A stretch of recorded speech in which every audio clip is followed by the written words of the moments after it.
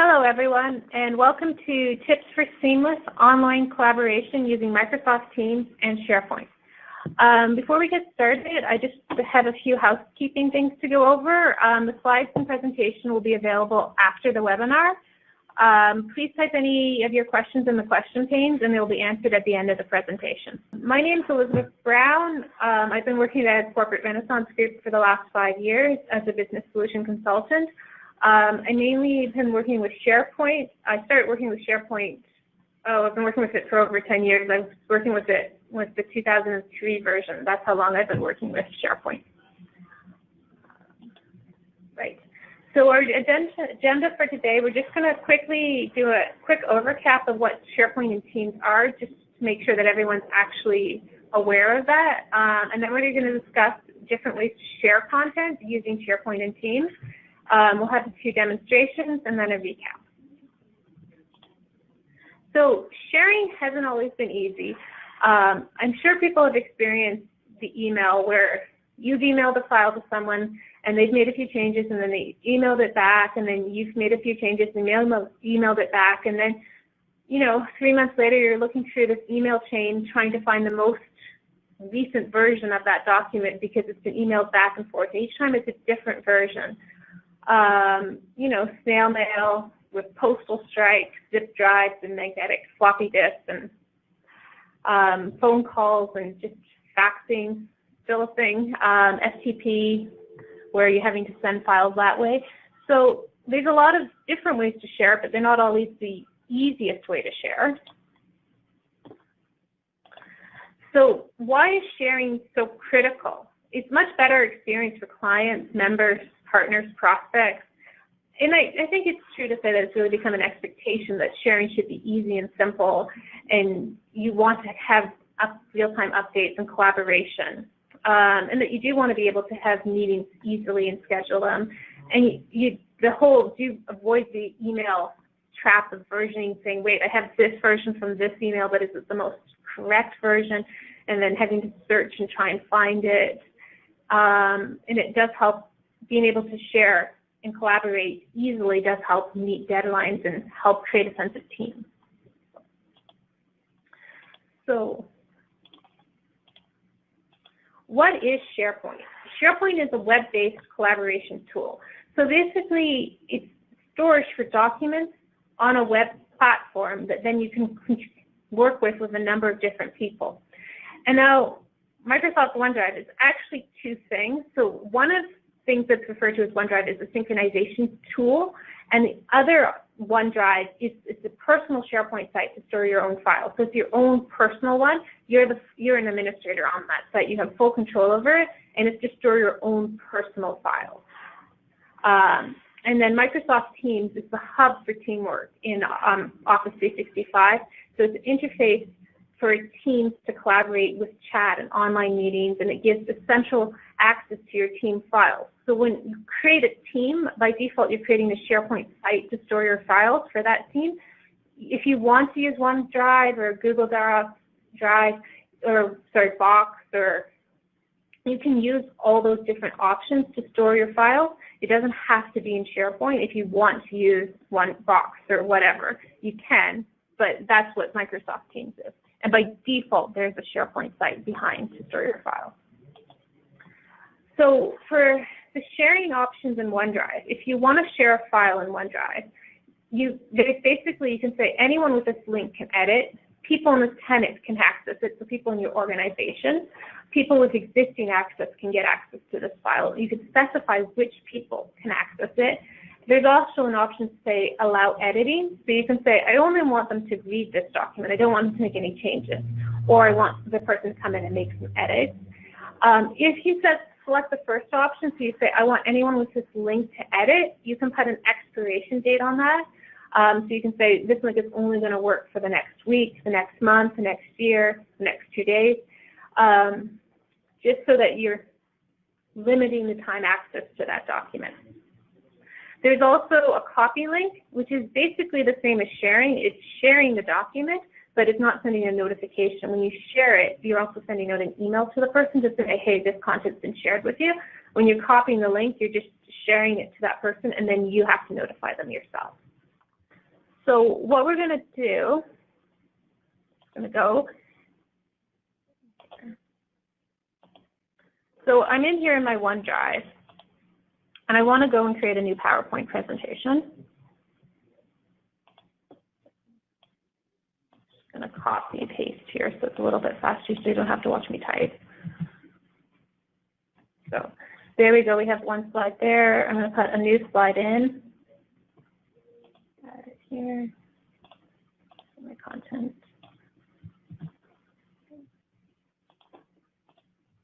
So put that in there. Okay, so now this is all about Power BI, and I have a coworker who's actually really knowledgeable about all the licensing plans. So I have this information in here, and I actually just want to share this with him because I want him to come in and look at this, right? So when I click share over here, you can see that here it is, it pops up and says send link, and then there's this anyone with this link can edit. So if I click on this, I can say anyone, people in your organization, people with existing access, or specific people. And then down here, I can allow editing, and I can set an expiration date. So if I change this to specific people, you see that the expiration date vanishes. If you're going to actually share it with that person, you're just sharing it with them forever. But if you're doing an anonymous access link, then you can put an expiration date. So I am going to allow editing, and I'm going to put in Doug here because he works with this licensing and he knows all the plans. So then I'm just going to I can actually add a message and say, please check license amount, and then I'll just send it. And so now that's sending out, it's saying, gives me a message that the link has been sent, so that's sent out.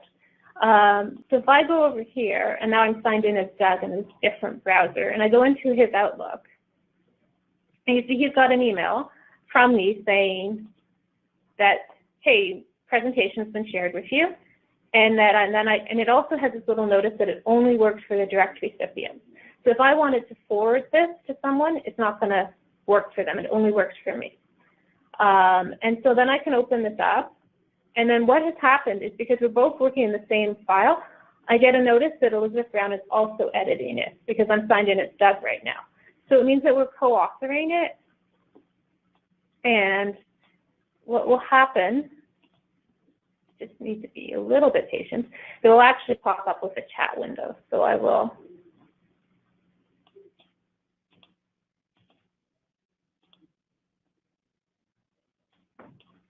there. So I just had to be a bit patient. And you see it has a chat here. So if I click on this, and again, just practice a little bit of patience, then I can say,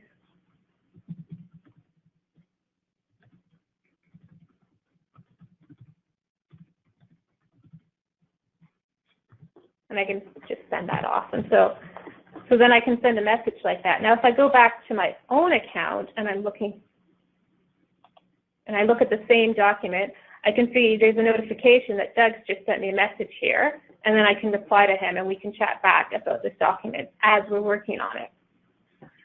Now, there was another feature I really wanted to show, but unfortunately it's not quite in production, so I have to show it via YouTube.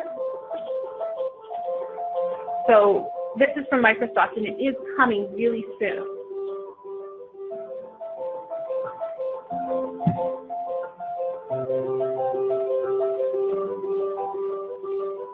And so once you type in the name like that, it's actually going to just email the person, and they'll get directed to the specific point you want them to look at.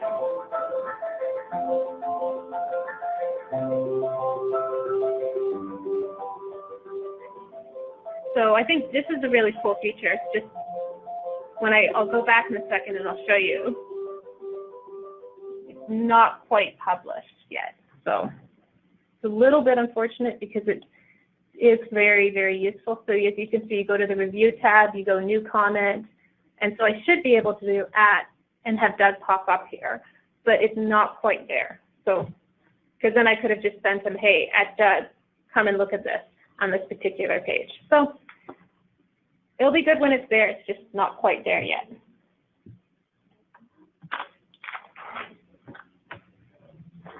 So I'm just going to close this presentation, and I'll go back to the OneDrive. So if I'm here in the OneDrive and I pick this particular file, you can see up here it's got share, copy, link. So I can share this file, and you see it's got anyone with this link can edit, people in corporate Renaissance groups, people with specific access, specific people. So if I do pick this one, actually I'll just cancel, sorry. And then I just have to enter in a name or an email address and it'll get sent off to them. So I can enter an external user. They don't need to be part of this organization for me to share them with them.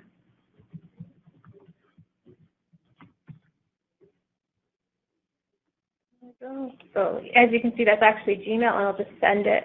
And then they should get, say, a link to this file sent to that Gmail account. Yeah, and it's been failing with the delivery, unfortunately. So if you're trying to do this with an external user and you try to share and it doesn't allow you, or you're getting an error message, that means that for your organization it's been turned off, because you can just say no external sharing. So if you really feel like you do need to share it, then talking to your Office 365 administrator, your IT group about it, is probably a good idea. They probably prefer that you share via OneDrive instead of just going and opening Box or something and doing it sort of shadow IT. So, you know, you can make a pretty convincing case that it's more secure if it's done through here. The other thing is there's this copy link. So it's basically, it's creating a link to it. So if I copy it, so then it's created. And then if I just go in here and I open a new browser, and I'm not signed into Office 365 in this browser, but because it's created anonymously, I can just open this link and get access directly to this file. And so the only difference between that is if I'd done share, I would have had to enter in an email address to click on it and go to the email address to open this link. But because I just created the link, I can open it directly in a browser.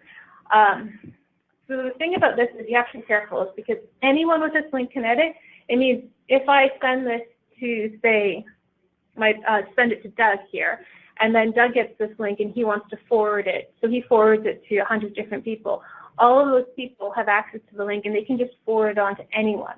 And so it is something to consider if you want to allow this. It is very easy for the users because they don't need to create a username or a password to get access to it. They just need to open the link.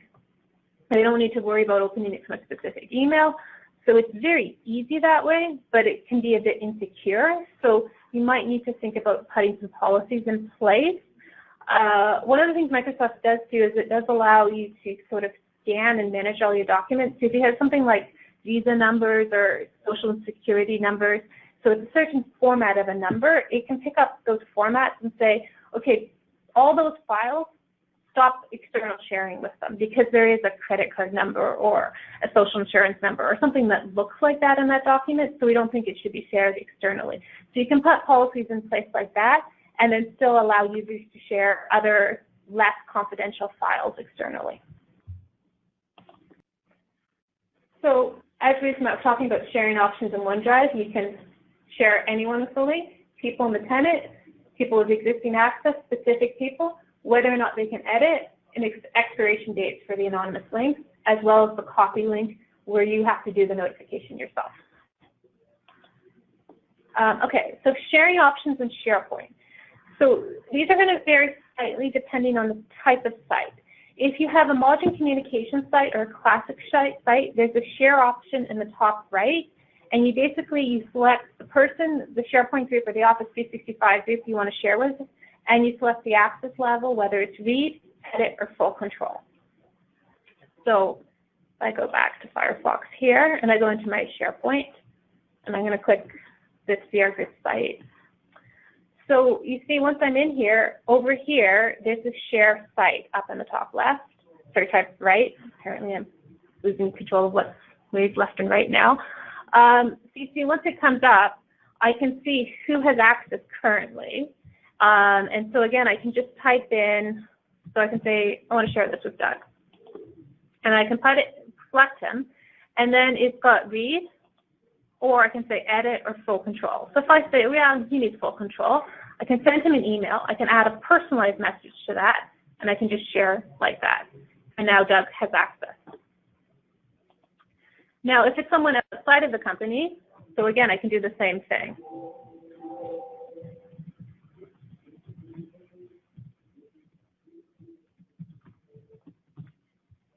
And then just pick the external user. And all that's different this time is I've got this banner message that they're outside of your organization. So if it's been turned off, external sharing's been turned off on this particular site or for your organization, you'll just get an error message that you can't share with them. But if it's allowed, you just get this warning message that they're outside of your organization, but you can still go right ahead and share. And now they will be granted access to this.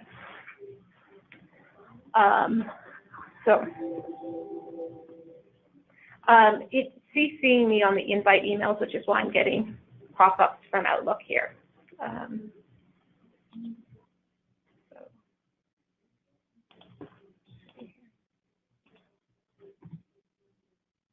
Just see in Gmail if it's come in. Yes. So you can see I've got my invite email here that I have been invited to see our group. And so then I can just go here to see our group. And then it's just saying to sign in with a different account. So then I can get access.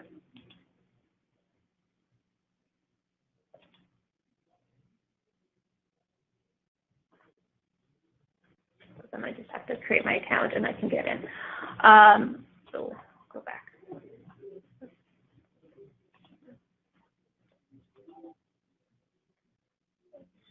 Okay. So let's get back to the presentation here. So for sharing in SharePoint, you just have the share up in the corner. And I was actually going to show you that. So this is the classic look and feel. If you've used SharePoint before, if you've used SharePoint 2013, SharePoint 2016, this probably looks pretty familiar to you because this is how it looks, the sort of default Teams site in the classic view. So it's still available online. If you're not using the more modern experience, this is what you get. And again, you have the share option up here, and it's pretty similar. You just, again, type in email addresses, and so I can type in an external email address, and I can pick an internal tenant person as well. And then there's some options down here, so I can say, yeah, send them an email, and then I want them to have edit permission. So that's pretty straightforward. So the other thing you can do is you can share a file, which is basically it's got the same process as used in OneDrive. And again, you can turn off the anonymous sharing links, in which case that option is going to be disabled, so you won't see it. Or you won't be able to select it, rather. You can see it, but you won't be able to select it. External sharing might be disabled, so then if you try to enter an external email address, you're just going to get an error message you won't be able to share. On the other hand, you have a team site. What will happen is you can add tenant members, so if they're in the same organization, you can add them using SharePoint, but if you want to add guests, then you have to use Outlook. So we'll just show these two options really quickly here. So I can shut this one down. So in this site here, what I have up here is actually the hub site navigation. So these are all different sites. They're not sub-sites. If you've worked with SharePoint in the past, there's always you had a parent site and then you could create sub-sites. With the hub site, each site is completely independent. So the security is independent for each site, and then the hub site just allows you to put a navigation structure across all these different independent sites that exist on the same level. Where before in SharePoint, what you used to have was a hierarchical site structure where you had a parent site, and then the sub-sites were getting the permissions from the parent. So for this one, if I want to share it, you see it's got members over here, so I have to come and select the members. So I can say I want to add members, and then again I can just select and just tell it to search. And then it found Rebecca there and added her in, and then I can just save, and now Rebecca's added as a member. If I decide I didn't want her to be a member, that I wanted her to be an owner, I could just change her permissions here, and I can also just remove her from the group. The other thing I can do is if I want to add guests, it says go to Outlook. So it provides me with the link, and then it takes me right into Outlook. And then basically, it has these 3 different views. It gives you all the users, it tells you which ones are the owners of that group, and then it gives you the guests, and there's already a guest that I put in earlier. So then I can just add a member, and then I can just type in the external email address, and then just share. And when I save, they will be added, and you'll just see them show up in the guests. Actually, they show up here too, just down here as a guest, and they'll also be over here in the guest tab. So that's how you would be sharing with, when you're sharing a private team site, and then there's also public team sites. So the difference is a private team site is only the owner of the site can share it. The members aren't allowed to share. A public team site, which just one second, it's coming up here. You see you have the same membership option to share. And so I can select the members, and only anyone can share. So any of the members can share, all the owners can share, and everyone else in the organization will be able to come in and look at the content because it's public. So it's not the private sites, only the team members can come in and look at it, but public sites it's much more open. So it's something you might want to use for your marketing, or maybe like a social committee where you want people to come in and see it. And it's not really critical, but maybe if you have like a research team, you want that to be private because you only want the research team to really know what's going on.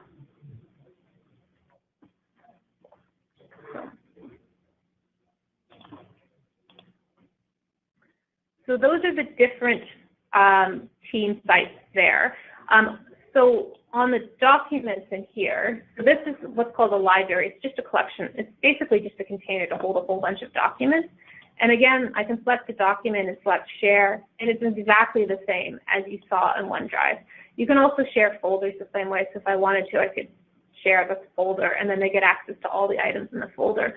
So it can be useful that way if you have like 3 files you want to share with someone. You just group them in the folder and then send them the link to the folder instead of having to share 3 files with them. So we're going to go back to the presentation here. Let's get it back up on the screen. So we have talked a bit about SharePoint groups and Office 365 groups. So we've been mentioning it, right? So the SharePoint group, it's just a collection of users. So it's basically a container saying, here's a bunch of users, and these users have this permission level to items within SharePoint. So these users have read access to these items, to this site, or this file, or this library, or they have edit access, or they have full control. An Office 365 group, it's the same thing. It's a collection of users, but it also has an email attached to it, so you can use that as an email distribution list. You can also give it, then they'll give it access to a team site. So everyone in that Office 365 group has access to the team site. You can use that Office 365 group to assign it access to other SharePoint sites. You can use it to give it access to Power Apps, to Power BI reports, to a team. So you can use it on a whole bunch of different places. So it's much more versatile than a SharePoint group. SharePoint groups have been around longer. They've been around since SharePoint started. And Office 365 groups are much more new, but they're also much more versatile because when you're using Office 365, you can get access everywhere. And so that's why when we were sharing from a team site, a modern team site, because there's an Office 365 group behind, that means you have to go into Outlook to share it as a guest, because Outlook is also the distribution of the same Office 365 group. I hope that's not super confusing to you. It's just behind there's an Office 365 group and Outlook for sharing with guests and SharePoint for sharing internally.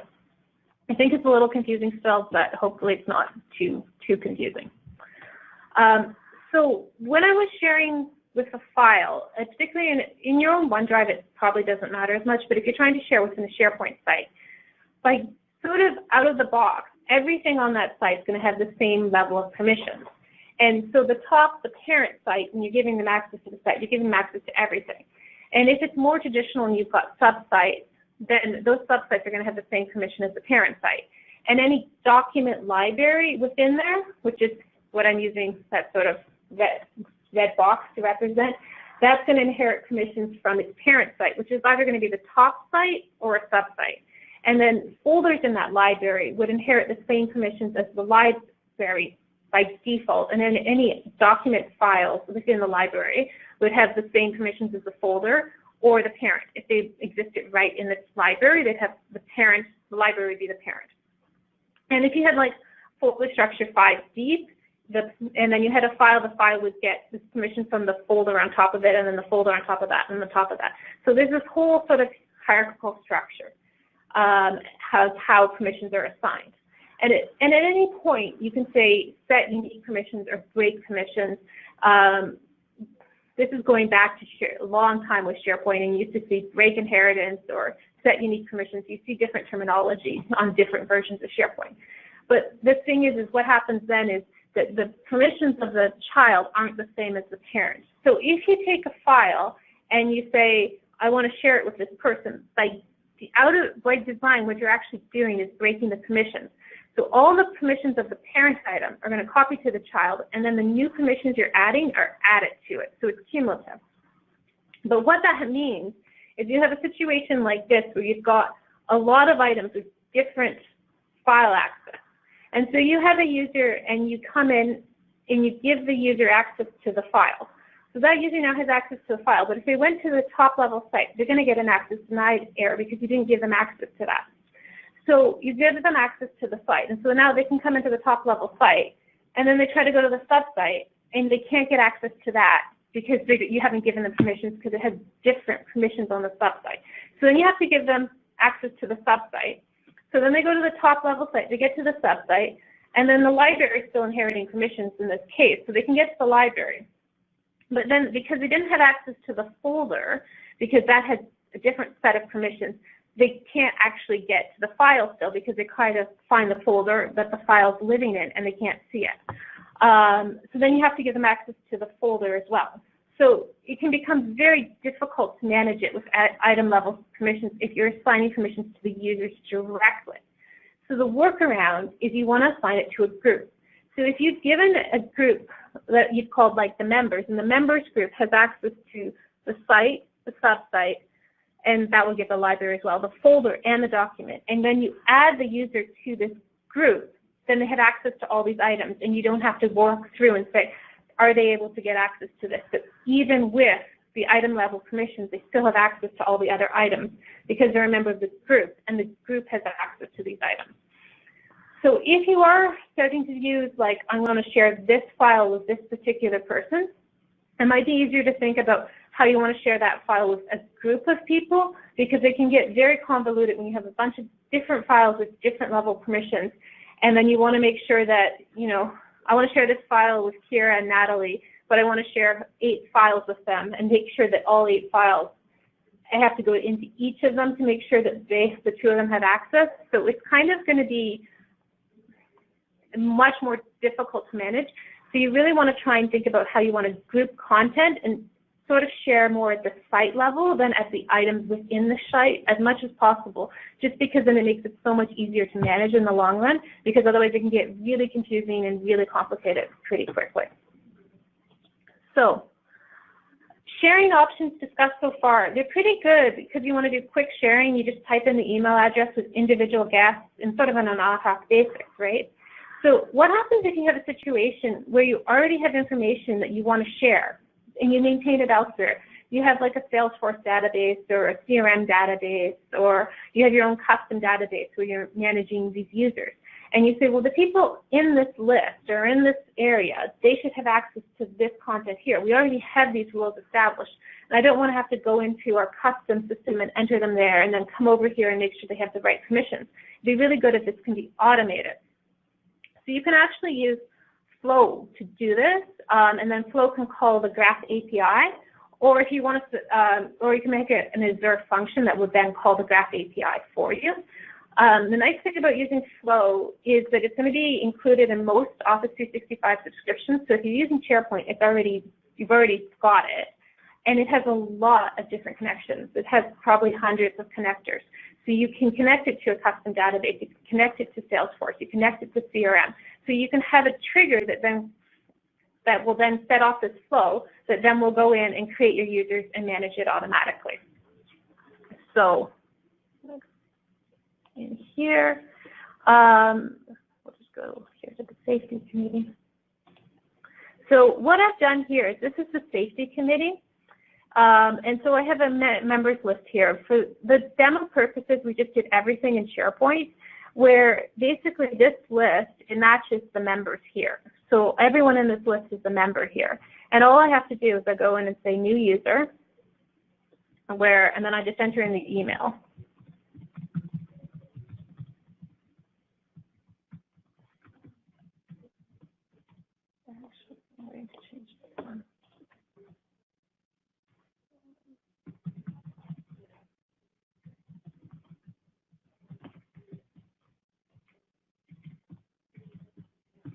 And then once I hit save like that, so what it does is it's going to trigger a flow that's going to run from here. But like I said, flow can be triggered from a lot of different things.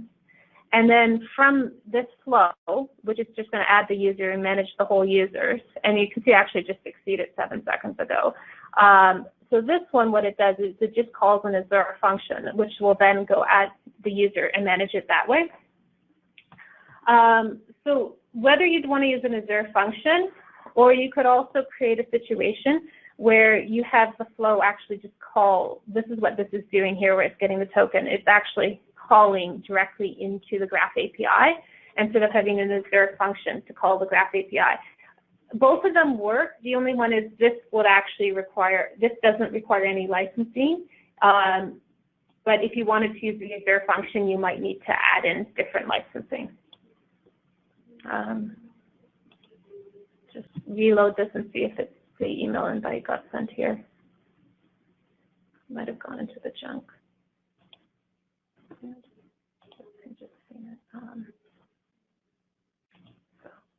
Now if I refresh the safety committee,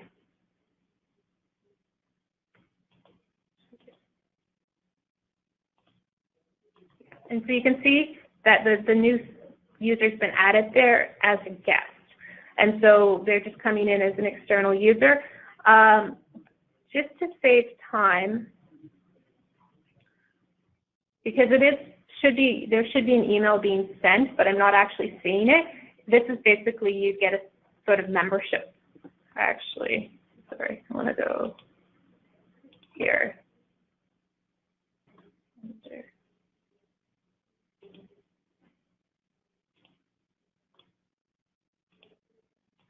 It would look more like this, where it's, and then it's actually coming in as spam. So, but it's just saying that you've been added to this group and that you can come in and start a conversation and access the file.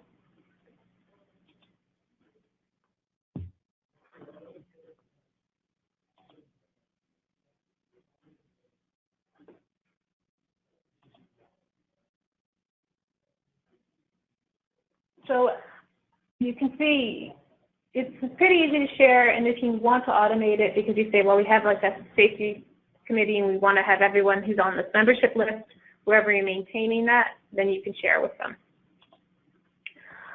Some things to think about when you're sharing. You want to think about what content, which users, what level of access, whether you want to enable or disable external sharing, whether you want to do it across your whole tenant or only certain sites. You want to say, well, this site, no external sharing, this site allow external sharing. What type of sharing, whether you're going to say anonymous access links or whether it's only the recipient who can open it. Whether you want to put some security policies so that if you have a file with a social insurance number or a visa number, that you can't share that to external users. Who can share, whether it's the owner of the site or the members of the site. You can also limit sharing to certain domains. So if you're a partner with Knosco, you can say, okay, we can share to anyone whose email ends at @knosco.com, but don't share anywhere else because we don't want to just share with our competitors, or this is more private information we only want to share with this other company. So I think by this point you're probably wondering, what about Teams? So Teams membership is controlled through Office 365 groups. Guest users are allowed, and then you have chat and meeting functions. So I'm just going to close some of these tabs because you do end up with a lot of tabs here. So if I go into Teams here.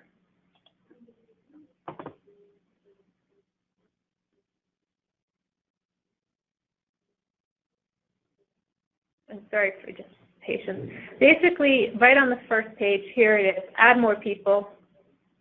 And then I can just start typing in some email addresses.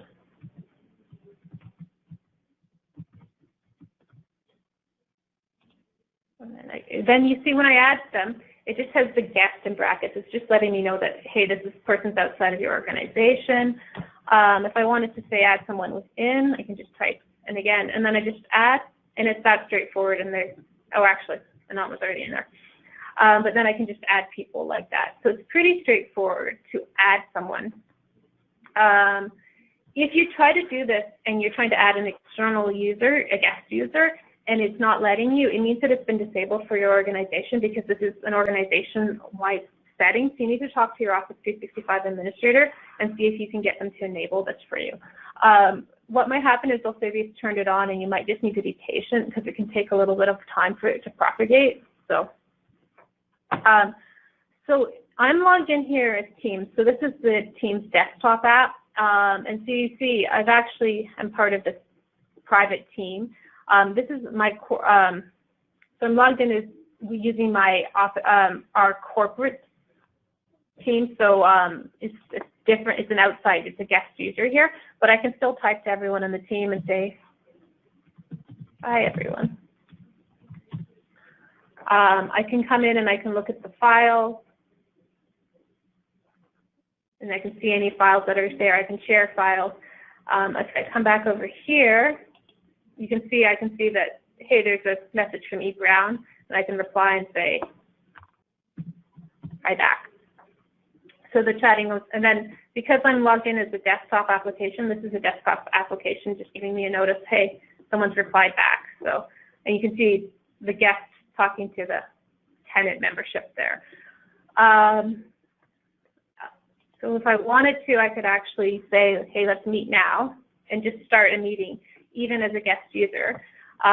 It's telling me my speakers are muted, which is actually a really good thing because otherwise we get like lots of feedback because I'm broadcasting here and it'd just be bad. So I'm going to leave them muted. And then I'm here, I am in the Teams app. And so if I go back here, sorry, I want this one, I can see that, hey, there's a meeting going and I can join. It's going to be a little bit difficult to join into the browser with this. So the desktop app is a lot more functionality, but you can still do the meeting, you can do chats.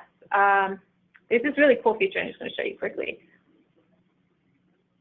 Just letting me do it. You can normally blur the background, but it's normally right there. So that's in my own private. So I'm talking to my demo tenant here. So what happens is if I want to, I can switch. So this is the actual, our CR group team site. So it's just switching you. So basically when I get added, I have to switch between the two of them. So it's kind of good because then here I am talking to CR group. I can make sure that this stuff stays separate so that when I want to switch to my other account, to my demo tenant, that I'm not accidentally sending it to the wrong person. I just have to switch between the two. It just means that when you first do it, you just have to like sort of direct people, hey, switch up here, and then you see your teams that you've been shared with here. And then when it happens is I basically get this is the sharing email, the format that I get that, hey, you've just opened Teams. And if you're not using Teams, what will happen is you'll get prompted to download the desktop app. If you can install it and use it, it's just so much easier with doing meetings and stuff that you have so much more functionality. I'd really recommend trying to use it. The meeting functionality is a lot more limited when you're in the different browsers.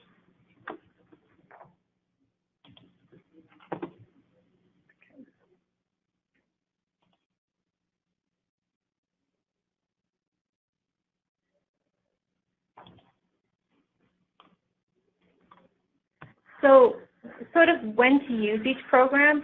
SharePoint is really good if you want to share content and collaborate widely. If you have a team that you want to share with, that's a really good time to use SharePoint. Microsoft OneDrive it's more for your own personal files, right? So it's more like a limited number of users. If you have like 8 different people you want to share with, and it's just going to get more complicated and sort of like more effort because, let me close this one so I'm not clicking it anymore. I mean, if I'm here in my OneDrive,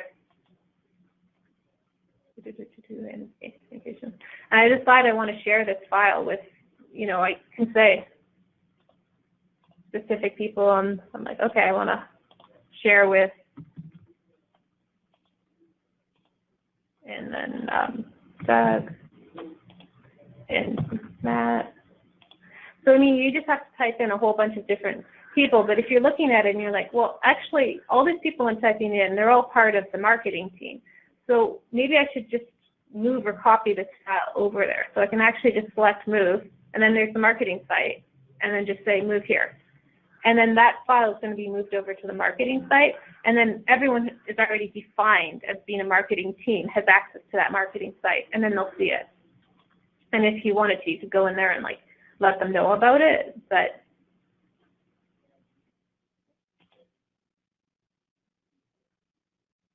it's a lot easier to move content between different areas. So if you do start with a file in your OneDrive, it's not too hard to say, actually, maybe this file doesn't belong there anymore because I'm sharing it with so many people.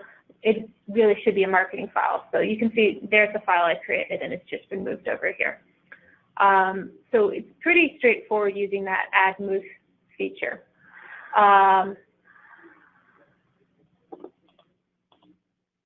And then Microsoft Teams is used to share and collaborate widely, and it also has calling, chatting, scheduling online meeting features. So it's really like a hub for like, hey, I want to come in and talk to you about these documents, and you're all working together. And you can chat, and you can have online meetings, and you can do private calls through there. So it's useful that way. I think it's a very good it's very useful. You might want to say maybe we'll do a SharePoint team site and not necessarily worry so much about the team behind if you're trying to share with people who are just really old-fashioned and are going to struggle with, well, what am I doing with this chat? I want to look at documents, but here I am chatting. So in that case, I might say, well, use the SharePoint team site, get them looking at the teams, maybe start talking to them with add mentions once that feature is fully available, and then sort of lead them into Teams, because Teams might be a little bit much. On the other hand, if they're very tech savvy, then I think Teams is great, because people who are using chat and online functionality a lot already, and you know that they're very comfortable with it, then I think it's a great option. Any questions?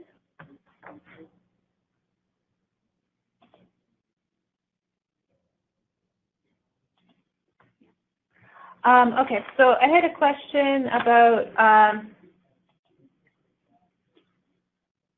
is there an easy way to like see all the group's memberships? And yeah, so if you're an administrator, the answer is yes. If you're not, no. But in the administrators panel, there's basically this sort of groups option where, users option, and it'll just show you all the users.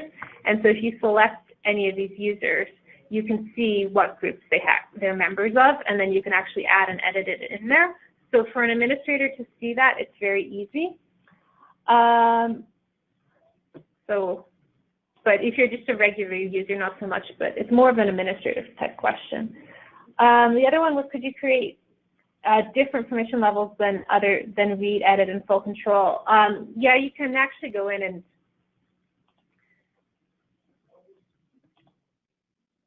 it's more of the, sorry, I have to move it. It is something you can do. You just have to kind of go in behind, and you can actually get into it. You have to go into all the site settings, and then you can actually set in different. This is sort of the old way, but you can create different permission levels and then say, hey, I want to have something like other than just edit, or so. I want to allow them to create documents but not change documents or something like that. And the next one was, what does edit permissions? Does it allow people to delete? And yes, it does allow users to delete.